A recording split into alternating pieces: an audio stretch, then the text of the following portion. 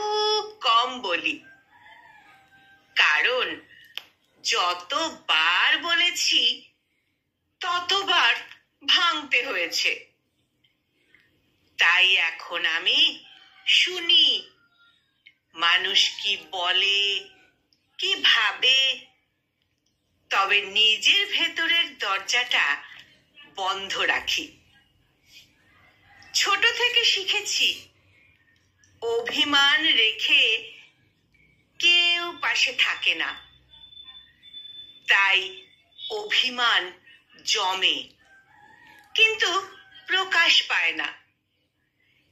আমি সব দায়িত্ব নিই, সবাইকে সময় দিই, ভালোবাসি, আগলে রাখি, তাও যেন কোথাও গিয়ে হারিয়ে যাই।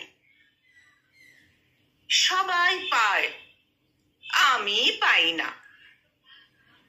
তবু অভিযোগ নেই, কারণ আমি চাই না কেউ বুঝুক, আমি চাই না কেউ জানুক।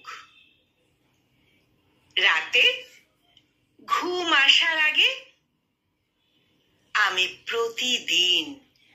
প্রতিদিন নিজেকে বোঝাই, তুই ঠিক আছিস, তুই ঠিক আছিস।